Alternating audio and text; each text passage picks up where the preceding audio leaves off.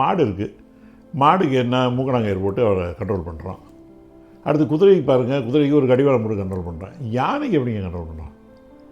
யானைக்கு எப்படி கண்ட்ரோல் பண்ணுறோம்னா, நீங்கள் பார்த்துருப்பீங்க, பாகன் கையில் ஒரு குச்சி இருக்கும். அந்த குச்சியை காமிச்சாலே அதுக்கு பேர் அங்குசம்னு பேர். நிறைய பேர் பார்த்துருப்பீங்க. அதை பார்த்தாலே யானை பயப்படும். ஒரு குச்சிக்கு எப்படிங்க பயப்படும்? அப்போ இதில் என்ன, இது ஒரு வியப்பான விதம். நம்ம எல்லாருக்குமே இதை யோசித்தவங்களே இது வியப்பாக இருக்கும். ஆனால் அதனுடைய சூட்சமாக என்ன அப்படின்னாங்க, அது வெறும் குச்சி மட்டும் கிடையாது. அந்த குச்சியினோட முனையில் ஒரு அழகான ஒரு வெண்டத்தில் ஒரு மூடி போட்டிருப்பாங்க. அது மூடியிலேருந்து இந்த தும்பிக்கை இதுக்கு இருக்கும் பாருங்கள், வண்ணத்தி பூச்சிக்கு, அது மாதிரி சுற்றிக்கிட்டு ஒன்று நீட்டிக்கிட்டு இருக்கும்.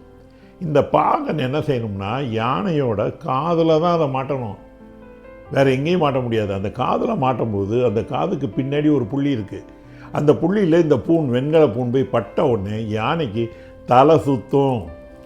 அதனால தான் யானை கண்ட்ரோல் ஆகுது. குச்சிக்கு ஒன்றும் பயந்துட்டு கண்ட்ரோல் ஆகலை. வாங்க பின்னாடி முதுகில் உட்காந்துக்கிட்டு அடுத்தது கவனித்து பாருங்கள். காதுக்கு பின்னாடி காலை நீட்டி அவனுடைய பெருவிரல்னால அந்த பட்டிகள் இடத்த தொட்டுக்கிட்டே வருவான்.